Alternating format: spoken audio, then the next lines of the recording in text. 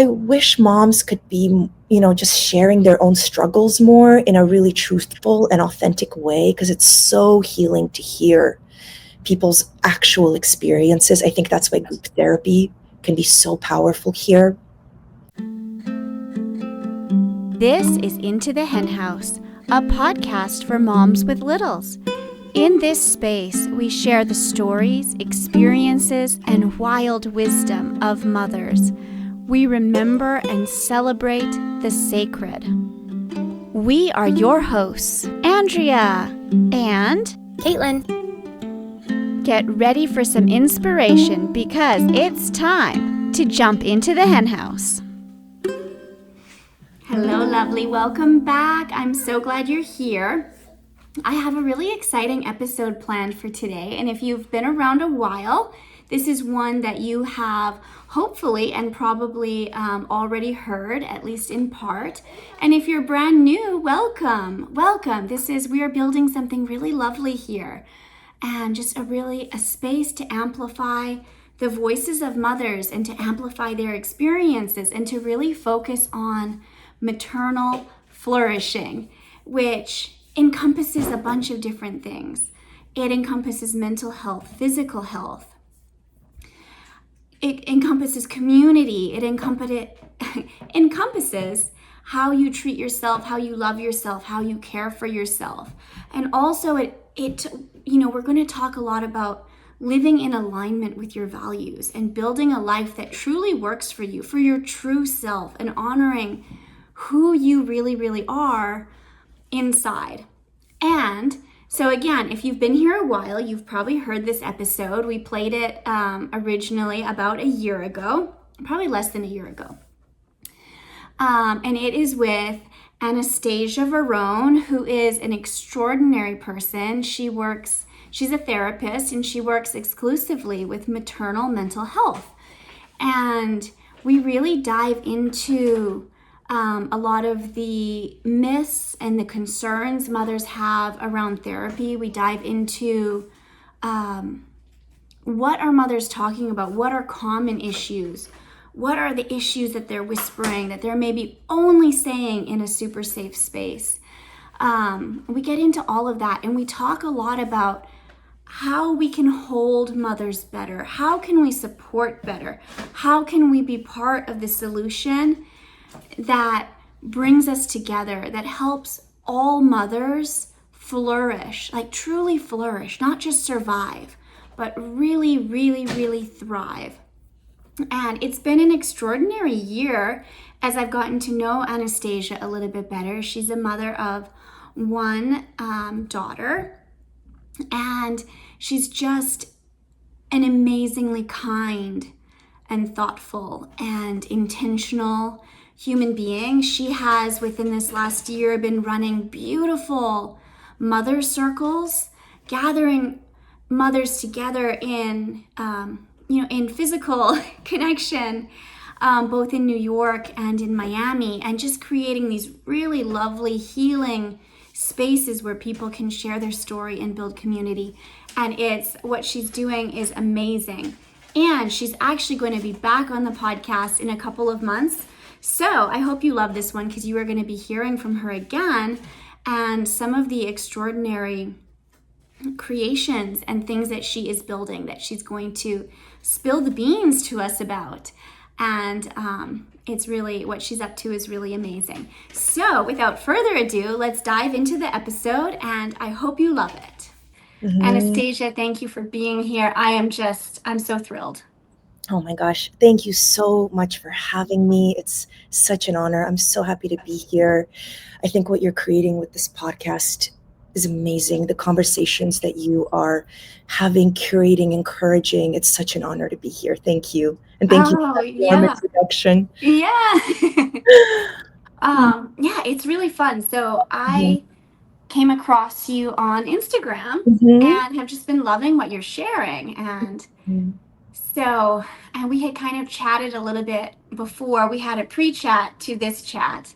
Yes. And we had talked about kind of diving into like some of the things that are happening, like the things that you're not supposed to say, right? And I Mm, think one of them is maternal mental health.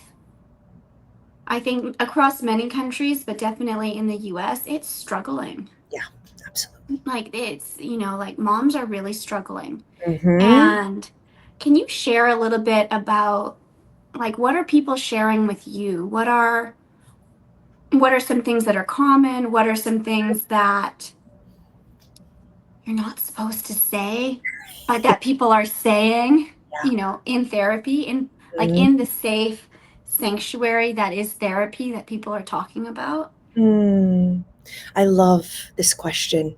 So I see moms all across the maternal journey. And I think I'm going to organize my answer into two categories. The first is common stories that moms I find openly share, and then stories that moms share with a sense of hesitation, a sense of fear. So stories that I hear just all the time.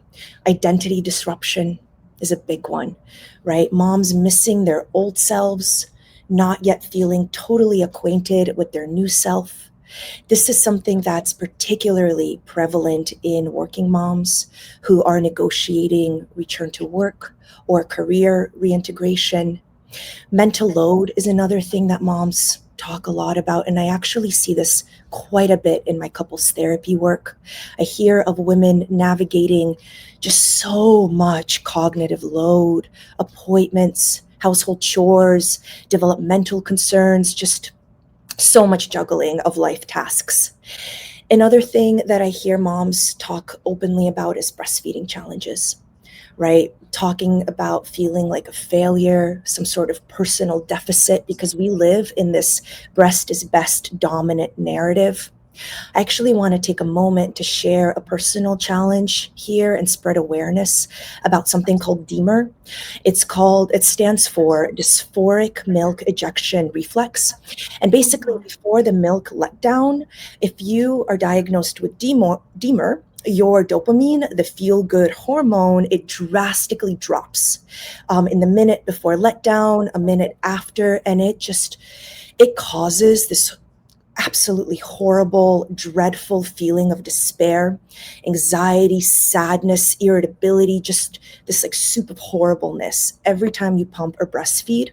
And I'm trying to constantly spread awareness about DEMER because it's lesser known, but can be really healing for moms who, just learning what this is, that it's not Mhm. any mistake on their end. It's a hormonal thing. Might be very healing to learn about. So I'm trying to spread Yeah. awareness about it. Yeah.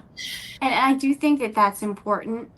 Yeah. And it's an interesting conversation because Mhm. breast milk is so special. And Yes, for people who can get the support and can make it happen, I think that's amazing. And it's obviously there's no shame to anyone else. But absolutely. I remember very early on, I had a hard start to breastfeeding, Mhm. and someone had posted online, like, oh, every time you're feeding your baby, just fill your thoughts with love and Mhm. joy and just this amazing experience. And I was like, okay, you're seeing a certain finger right now Yeah. because, like, my Yeah. thoughts are all over the place and they're often like, Mhm. whoa, where did that come from? Yeah. And it's like, and that's okay too. Yeah. Like And it'll get better. absolutely. I mean, it really makes me think of internalized messaging that we have around breastfeeding, that it's this, bohemian or just this beautiful experience. And that's the only thing that you should expect, that it's this opportunity for bonding that's really special. And it's so beautiful if that's what you have. And if that mom is trying to practice actively having these thoughts of love and bonding, that's great for her. But that doesn't mean that that's the experience that everybody should have. Because if that's the only message that we're sending, it could be very dismissive of a whole Mm-hmm. multidimensional experience. Mm-hmm. Yeah, Mhm. absolutely. Yeah, yeah, absolutely. Um, some other things that I see, some common stories, relationship strain is a huge one that comes up in the therapy room. Resentment towards your partner, like maybe some mismatch of support. I wanted to shout out a book that's next on my nightstand called How to Not Hate Your Husband After Kids by Jancy Dunn. The title is I may need to read that one. Yeah, I hear this book recommended often. But relationships, not just with your partner, also with your friends, right? Folks stop showing up after some time Mhm. postpartum. Friends stop inviting you out. I find that sometimes you just get mom friends and all you talk about is baby stuff. Like you forget to tap into other interesting parts of you. I mean, this can be so lonely. Mhm. Mhm. Sleep related exhaustion is a huge one that moms talk about. So much is impacted by chronic sleep loss. And we know, I mean, on Maslow's hierarchy of needs, sleep is a base one for a reason. If we don't have sleep, we are irritable, we have mood fluctuations, it's hard to stay emotionally regulated. We know it impacts all of us. Um, and the last thing that I'll say in this kind of bucket of categories is medical dismissal. I hear so many moms talking about minimization of symptoms, traumatic Mhm. experiences with hospitals, doctors Mhm. not catching PMADs, which is the official term for postpartum diagnoses. It stands for perinatal mood and anxiety disorders, PMADs, and it can include things like postpartum depression, postpartum anxiety, postpartum OCD. So these are some things that I hear moms commonly talk about, but I do want to also address all the things that moms are talking about with some sort of sense of hesitation and fear of judgment. And I think it's so important to name because these conversations are needing to be had. And I have to say, I find that often I might be the only person as their therapist who they are telling it to. Harmful thoughts is a huge one. I Mhm. have read in multiple sources that 100%, like 100% of new parents experience intrusive thoughts. And these can be so disturbing. Just like imagine walking into a room, holding your baby, and imagining all the scenarios that harm could be caused on your baby. And you do this all the time, just imagining accidents and more. They're so disturbing.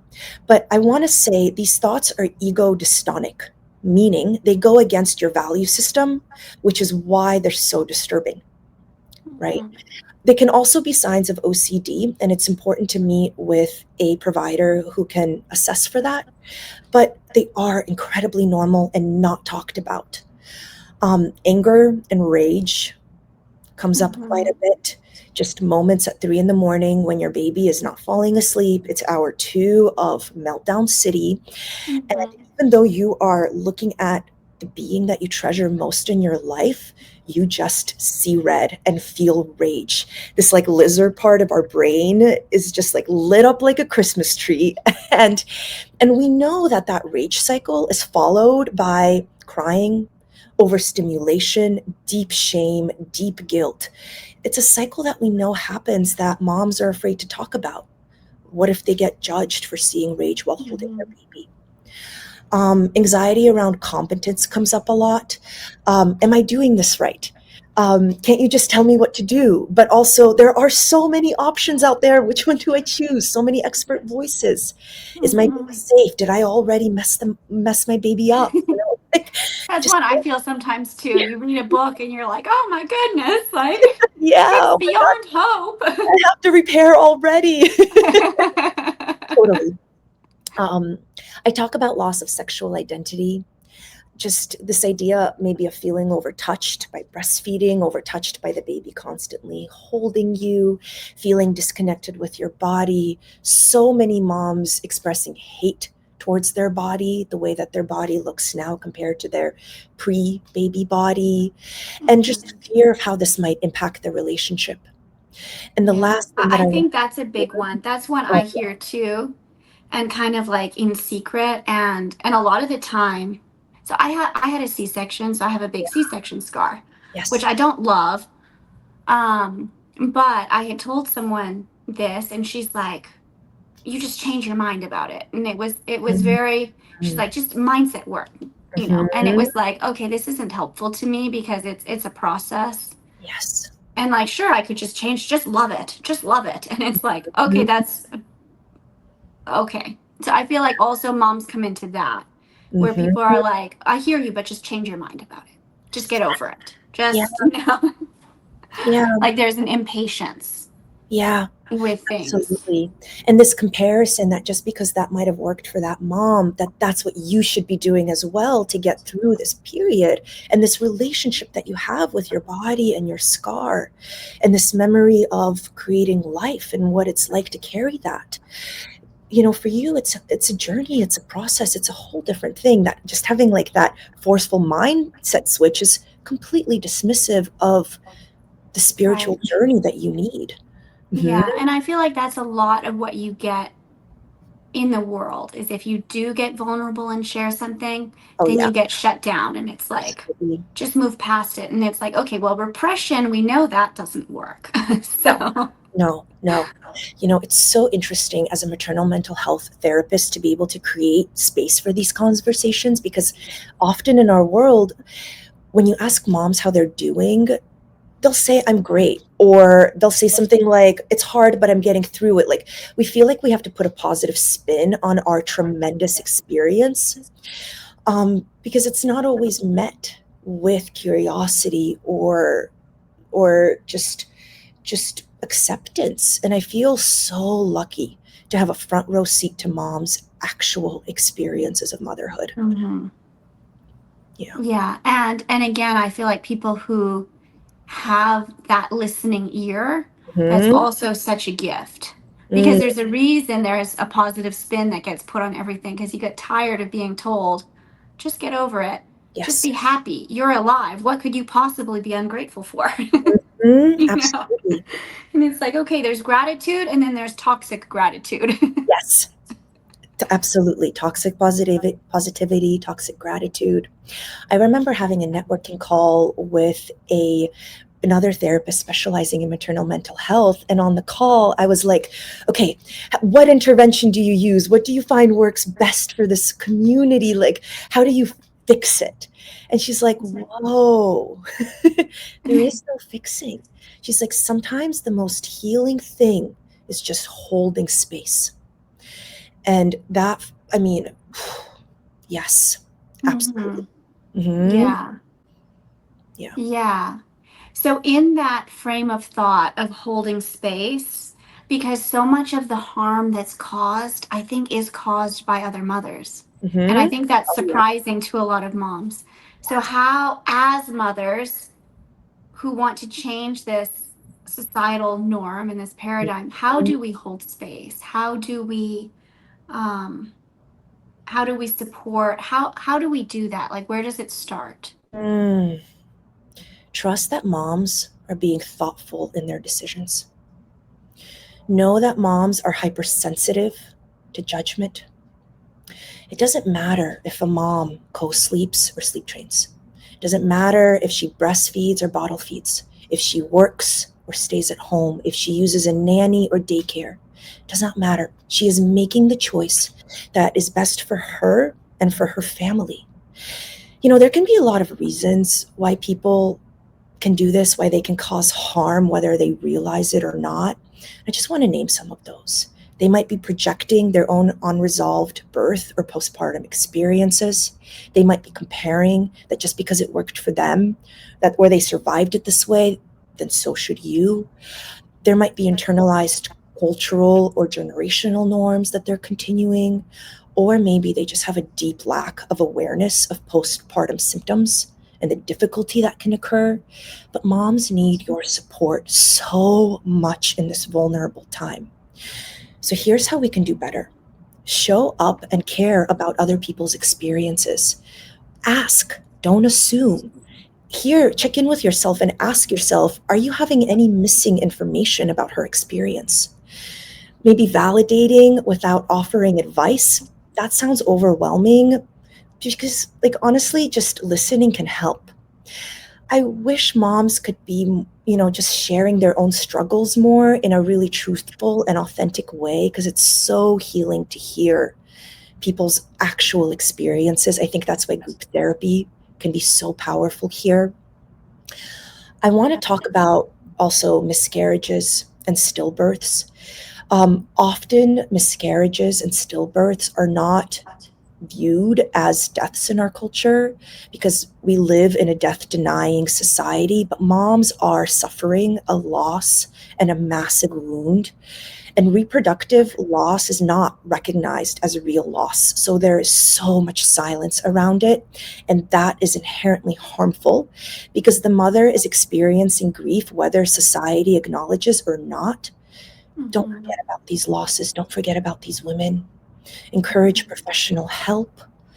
Connect loved ones with support. It is out there.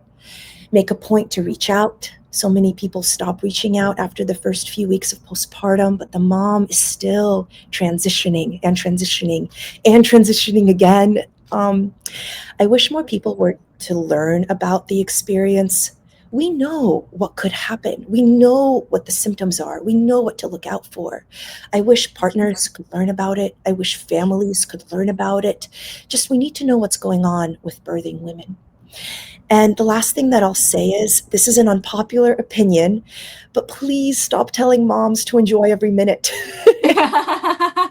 Oh, and normalize instead to say, how are you doing really? How is the stage feeling for you? And I love what you're doing here because that's exactly what you're doing with your podcast. You're amplifying and supporting women's voices and stories. I wish Yeah. more folks were doing this in the way you Yeah. And you know what? There's parts of motherhood or of birth or are. of pregnancy or whatever part you're in, they're just hard. And it's like, just if you can breathe and get through it and forgive yourself on the other end for whatever um, you may not have. It's like that's okay too. Like I think that there can be too much pressure sometimes. And Absolutely. it's not to say what we do doesn't matter. I think what we do matters a great deal. Mhm, And to think everything matters so excessively that we mhm, have no compassion for ourselves is, I think, equally or far more harmful. mm, So, and it's like everybody's going to have that moment. Like, I remember, I don't know when this was, it would have been pretty early on. It was like 3 in the morning. I hadn't slept in, I mean, except for very, very short stretches in, I don't know, like weeks at this point. mhm. And I was like, I felt like a little bit of a caged animal. And finally, my daughter was sleeping and my husband like wanted to talk about something. And I was like, don't come close to me, don't come close to me. Like, Yeah. and he's like, why are you so upset? And I'm like, I have no idea, but I Mhm, know that I am. mhm. And I'm like, there will be no resolution right now. I'm like, I'm so far beyond capable of resolution Yeah, or even absolutely. conversation. I'm like, let's try and sleep and we'll talk tomorrow because, Mm, mm, and I'm like, but and I kind of laugh at it because it was really, it sticks out in my mind as like almost ridiculous, except that there was so much underneath it. And I'm mhm, going like, I'm so beyond anything rational, and that's mhm. okay. Absolutely. You are practicing dialectics. Two opposing truths can be true. It's this and that. It's not this but that. And it's Mm-hmm. really such a season Mm-hmm. of life that you're just getting through. And it's okay that it's hard. Yeah. It's just, Yeah. mm-hmm, And I think acknowledging the hard also makes the joy of the rest of it even better. You know yeah, what I mean? Because there's also a physiological response. When a baby is screaming, you're deep into like reaction. So, probably the best you can do is to breathe and get through it. It's like, mhm, oh, I love this moment. It's like, well, absolutely. that's just not the case, unless you're so disconnected. Totally. It is so physiological. It's in our bones. And I just want to amplify what you're saying about breath work. Studies will back you up. There's a really compelling study that I loved where researchers compared 8 weeks of a meditation practice compared to another group that was taking 8 weeks of an anti anxiety medication. And at the end of this study, they were able to soundly conclude that breath work can be as effective as anti anxiety medication Mm-hmm. on levels of anxiety. And that's amazing because we have Yeah. access to our breath at any given moment. It acts like Hmm. fast acting medication without the side effects. And it's Yeah, exactly, right? wish we could all, No liver toxicity to there you breath, go. unless you're breathing very polluted air, but that's kind of a different scenario. There you go. Absolutely. No shame on medication, and Yeah, breath work is available to you always. right. Yeah. And Mhm. even in conjunction, In conjunction. or Absolutely. something like that. Like it can look a lot of different ways. Absolutely. It can look a lot of different ways. Hmm. You had brought up, and I know you've mentioned it online. Hmm. I don't know if I'm saying it right. Matrescence, Perfect. Matrescence. for the kind of the art form or process of Hmm. becoming a mother, and that it's a much longer, more extensive, deeper spiritual, mental, physical process. It's not just giving birth and like, okay, we're Hmm. done. Yeah. Matrescence is my absolute favorite word to describe motherhood. So it's exactly what you're saying. It's a term it's a term used to describe the journey into motherhood, the process of becoming a mom. It was introduced in the 1970s by an anthropologist named Dana Raphael. And think of it like adolescence is for teens, matrescence is for moms. And it encompasses all things internally, in her body, brain, hormones, psychology, but also outside of the body, in her relationships, identities, the way she shows up in daily activity. It's not a single moment, but a Mm-hmm. prolonged adaptive process. And I have to say, when I first learned this word, I just found it so validating because motherhood is a huge shift. And to have a word for it can feel really validating, healing, empowering. And it makes this huge developmental arc normative and not some Mm-hmm. personal deficit or something. There's Right. actually an incredible lab working out of Columbia University researching matrescence. It's led Oh, by, that's really yeah, cool. they're doing incredible work in the Yeah. field. It's led by Dr. Orly Athan, I think. And actually, two of the researchers from that lab have started a company called Seed Mother, where they Mm-hmm. lean on their research to form and focus on educating, creating a program for the transition into motherhood. Matrescence is a word I think we should all know. Yeah. Mm. Yeah. I love that. Yeah. And it really, I love how you compare it to adolescence, Yeah. which is this really, like Hmm. looking back on it, we go, wow, what an uncomfortable transition of finding independence, of kind of creating this new self, of not maybe quite knowing who we are, and, Hmm. like maybe being a little uncomfortable in our body because it's changing so much, and like Hmm. all of these elements. And I'm going, it's actually, there's a lot of parallels to Absolutely. becoming a mother. And I'm going, that's a beautiful, beautiful analogy. Yeah, when I first saw that, that was not my thinking. I first saw that quoted on Dr. Orly Athan's page. Hmm. And when I saw that, matrescence just kind of clicked for me. I was like, oh, that's what that means. Yeah. Yeah. Yeah. And it's really interesting because it's like, wow, how has it taken us this long to come up with a word for Yeah. this? When I write it in my Word doc, it still is like says this word is misspelled. What is this word? Right. Well, and it's funny, I actually hadn't heard of that word until very recently. A little, you had Mhm. mentioned it, but I had heard of it a little bit before that. Yeah, Online, I had come across it, but hadn't ever heard it explained in the way that you talked about it, which for me really was like, oh, I get that. I get that absolutely. now. Now I don't know how to spell it, but I like it. Yeah. Yeah, I a like word that it. I wish we all knew. Let's talk a little bit about therapy Yeah. at this point, because Mm.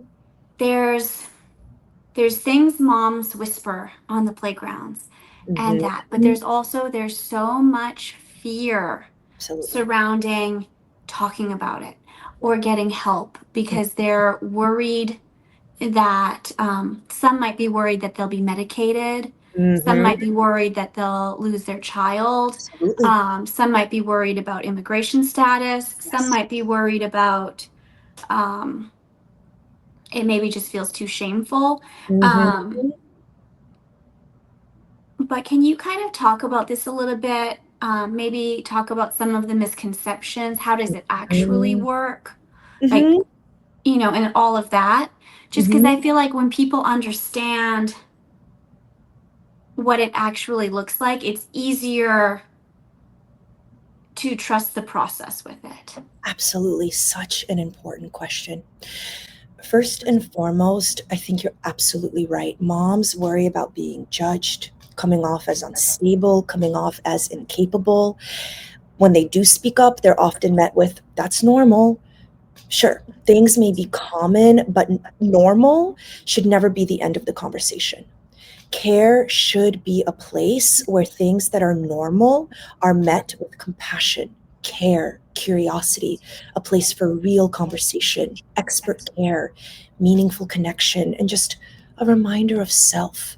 There is just so much stigma around moms needing to enjoy every moment.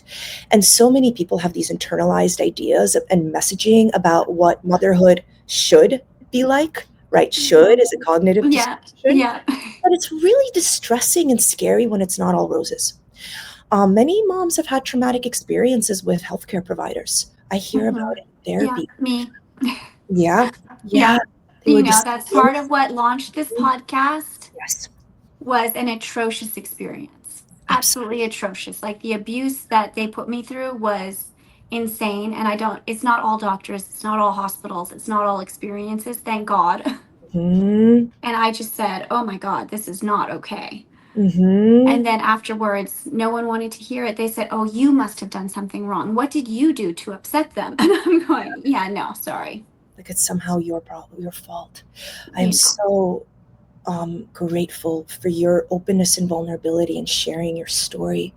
And because I know that there are listeners out there who can't talk about it, who it's scary to talk about, or they do feel like it's their fault. They have internalized that. It's so powerful that you're talking about this. Yeah. And that's the thing too. Like when I was in the hospital, I was listening to the language people were using Mm, towards me and about me. And I'm going, whoa, like if I mhm, believe half of this poopies that they're telling me, mhm. in case there's little listeners, little ears behind the phone. These are big poopies. These are big poopies. But it's like, wow, if women believe this, it's Mm, so destructive. Like so how many times I got told I was lazy or a raging bee, things like that. And that was because I didn't want to sign paperwork while I was pushing. mm, And I'm mm. like, this is not the time. No, Thank you. I'm not absolutely, signing paperwork right now. Go away. absolutely. And it's like, and women in labor do a lot of things, but I'm Canadian and seriously like the nicest person almost in the whole world. And I was like, that's funny that I got labeled as that. Yeah, I'm like, but that was just so that they could, it was interesting. And I'm going, well, that's ridiculous. But I'm it going, is. how many women have this happen and leave going, wow, I'm so lazy. That's why things didn't go Mhm, well. mhm, Oh, I'm insane, or mm. um, I don't know my own body, Yeah, and things like that. And it's yeah, like, wow, the messaging it can be really wild when you actually hear it. absolutely. It can be ridiculous, to use your word, and also it can be so traumatic.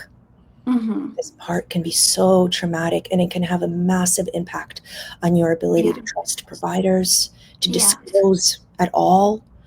Mm-hmm. In some cases, some moms might be worried that their disclosures might trigger their baby being taken away, Yeah. CPS. Yeah. Yep. Also, me had a CPS investigation that got started on me because I was too radical in my perspectives, and the reason is I said, no, I'm not going to do what you're asking for Mhm. right now, what you're suggesting right now, Setting because I know in my body I can feel it. And what you're telling me it's not the case. There's been no indication no. for this. So right now I would like to wait and see. Mhm. And that was, and that was what triggered the investigation. which got dropped. Mm. I am so sorry that you had to go. But it was scare tactics. It was power moves. Yeah. It was a lot of things, and I'm going. I know I'm not the only one. And then you get out of it, and my own mother was like, "What did you do wrong? You were too obstinate. You were too stubborn. Mm. Doctors are wonderful people. All hospital births go well. If it didn't, it's your fault." Mm. Here's what we know. Mm. Mental health is severely under-addressed. Yes. 1 in 5 moms experience a perinatal mood or anxiety disorder, and up to 80% experience baby blues, which is this Yes. time that can happen in the first 2 weeks post-delivery. We need to Mhm. do better.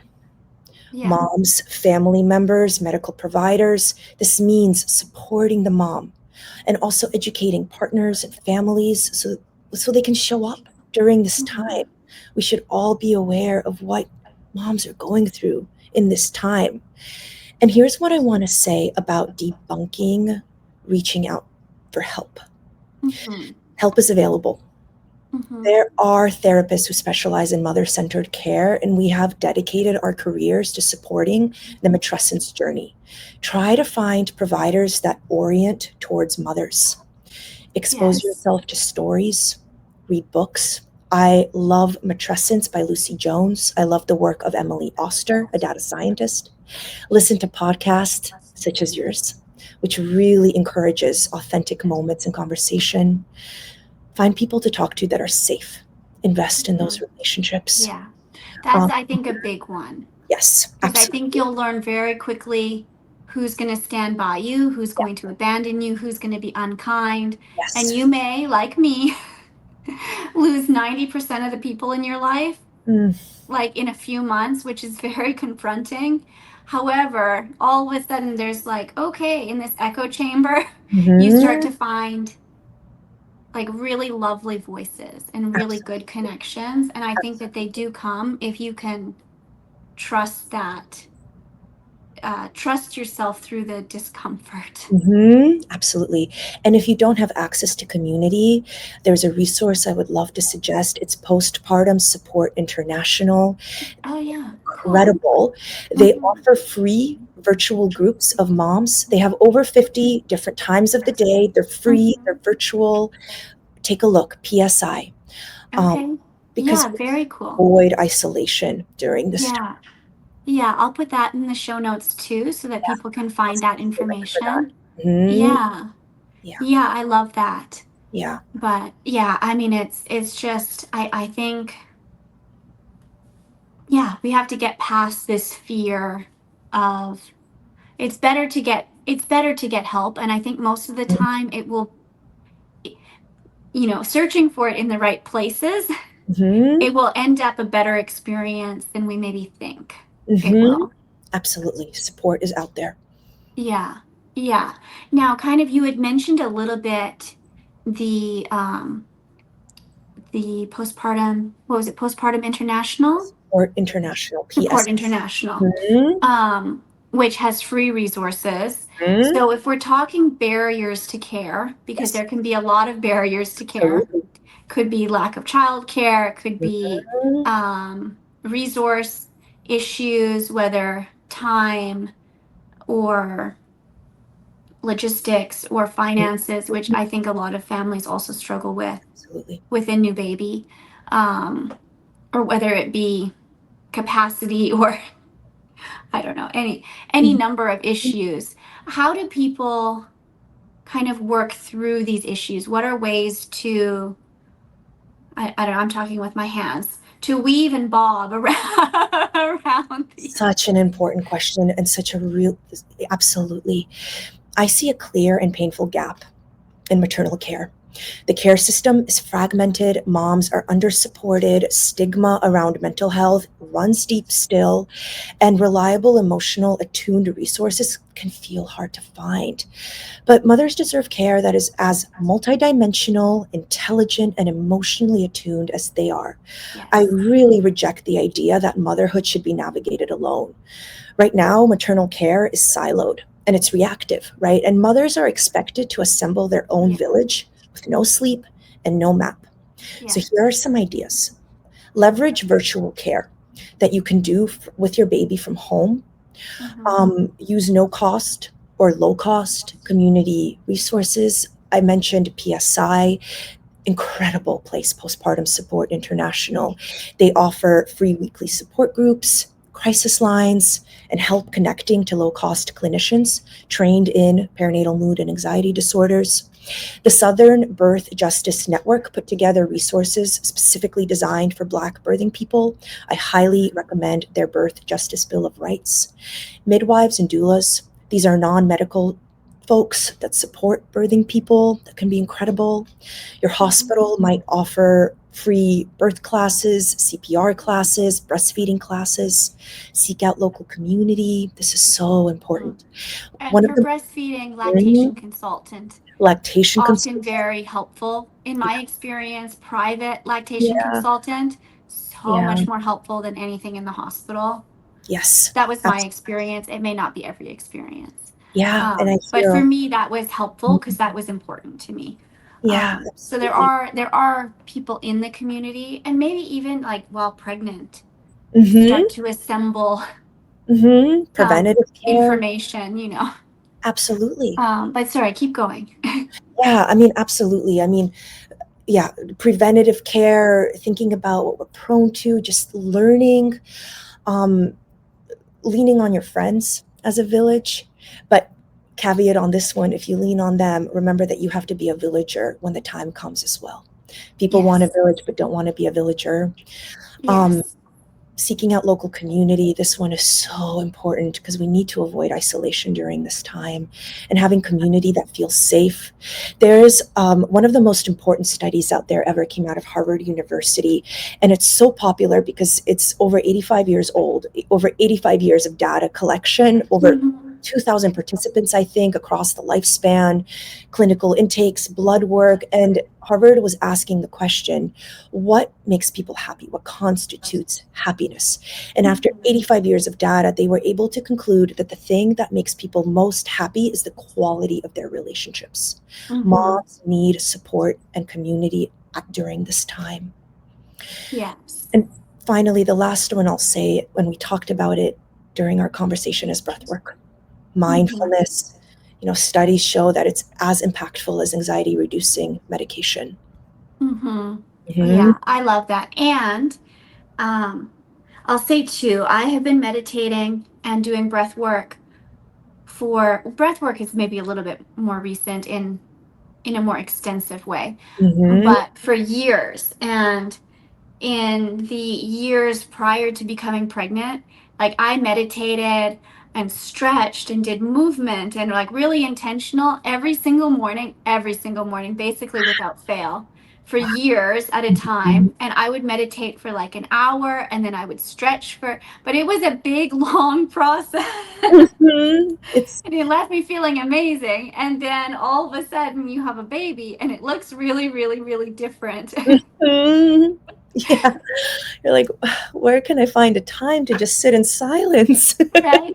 And if you're willing to navigate it looking different, and it might be when they're sleeping, even during a nap. Like sometimes if my daughter is napping, I'll lay and I'll say maybe I'll get 20 minutes or Mhm. something, but I can still get this benefit and I can do a little loving kindness meditation, or Absolutely. I can just breathe, or I can be thankful for my body, or Mhm. I can just be like, whoa, like what's going well right now? Like, what do I notice? Like, I Mhm. like that it's quiet right now, or Mhm. I like the way the sun is coming in through the window, Mhm. and sometimes it might just be for a few minutes and then you'll fall asleep or Mhm. whatever, right? So common. Yeah. You're But, talking about breath work and you're talking about mindfulness, which can go hand in hand, but are not, they could be different. Breath work could be this intentional breathing into the diaphragm, having a longer out breath. Mindfulness could be taking a stroller walk and noticing the way the light hits the trees and just mhm, being in the here and now. And, I was talking to a friend and she asked me what was a gift of motherhood. And my answer to her was being in the present moment. I was a person who's constantly thriving on productivity. My self-worth was very much determined by how much of a task list I could get done. And now I can no longer critique myself, judge myself by these standards. I have never been so present as I have been in my life, and it's been a gift. Mm-hmm. Mindfulness has been a gift. Yeah, Mhm. absolutely. And there's motherhood teaches a lot of things, whether you want it to or Mhm. not. And That could be a title of a book, and I'd read it. Absolutely. Yeah. but but yeah, and I think if you're willing to embrace whatever it is, breath work or whatever, looking different, there's so Mhm. much juicy goodness in there. Oh, yeah. Oh, And yeah. it's really beneficial for babies too, because it's the more regulated Mhm. mom and dad are, Mhm. you know, or It's modeling. or or mom and mom or dad and dad or who whoever's taking Mhm. care of them. Yeah. Yeah. um but the more regulated your people are, it's it's just like I noticed that as soon as, even if she's crying, if I'm stressed and getting anxious, she's getting more anxious. If I can start to Mhm. breathe and Mhm. focus on that, all of a sudden it's easier to calm her down. And Mhm. I have found that to be a really interesting mirror kind of. Ah, yeah, to check in with And that, to have an anchor, constant yeah, reminder. yeah, Mhm. which has been, and breath for me is really beautiful in that way, Yeah. and easier in the crisis moments than mindfulness for me. Mhm. Mhm. But Yeah, and we know moms are busy. Finding any time to be mindful, to do a few breaths, it counts. It all yeah, counts. everything counts. Everything Yeah, counts. it's Mhm. and again, it's not going to look like, you Like, know, like yeah, my 2 hour extravaganza every morning, you know, there you go. like pre-pregnancy.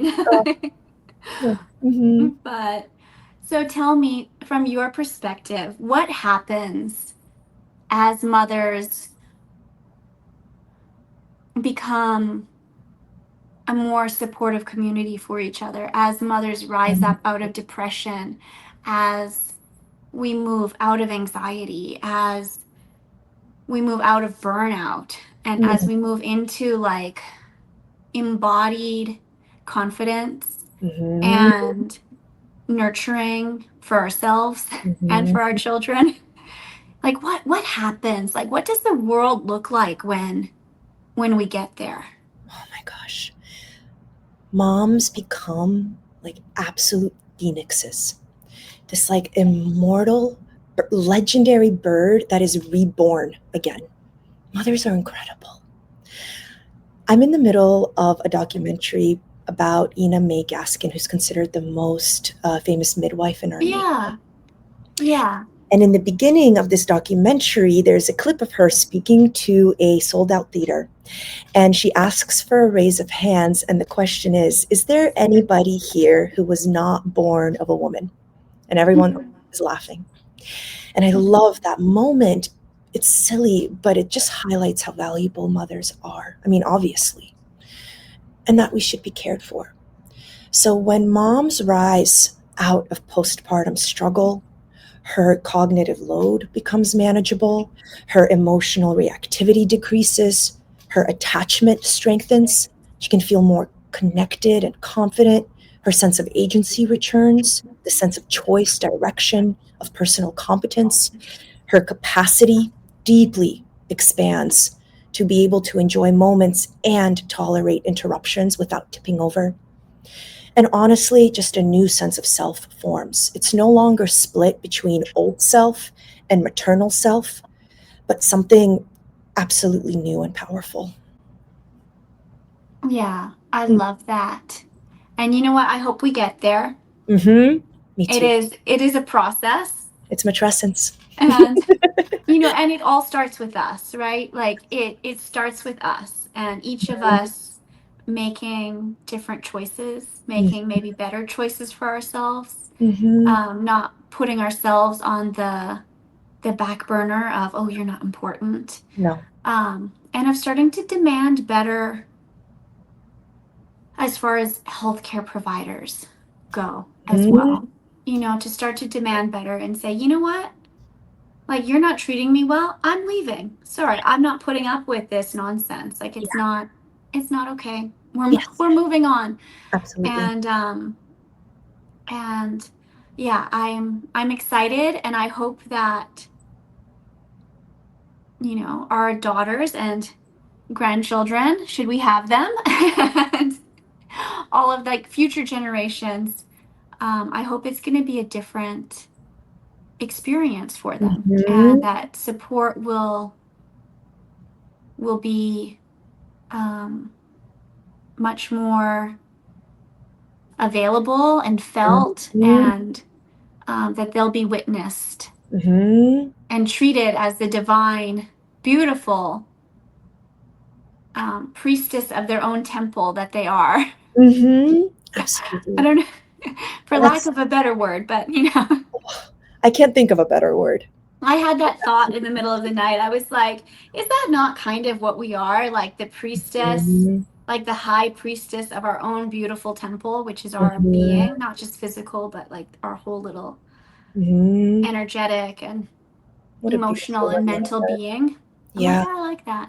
When we get lost in the daily activities, it's so hard to remember that, but it's so powerful to reconnect with that part of ourselves, Yeah, that northern yeah, star. yeah. Mm-hmm. And I think that's something as moms too. It's like just to take a minute to check in and go like, Mm-hmm. how am I? Like, okay, how really, really, how am I? Yeah, yeah. A Like, compassionate question we could ask: what do I need right now? hmm and then pause long enough to actually get the answer. Yes. There you go. What do I need right now? Heading off in another direction. Wait, Oh, did I ask a question? yeah, I know what my baby needs. Let's focus on Right. It's like, wait, have I let me focus on me for 20 seconds and that. Yeah, then wait for the answer. there you go. To sit with it long enough. Yeah. Mm-hmm. Yeah. I love that. Mm, Thank you so much. Oh my God, I have this loved this conversation. conversation. Me too. Loved it. Me Thank too. you so much. It Thank you. had so much depth. I am beyond pleased. I will be like humming and singing and dancing for the next 3 days probably because of this. Oh, And but thank you so much. thank you.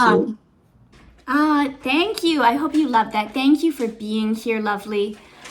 We really appreciate your support, your engagement. We love that you are part of this community.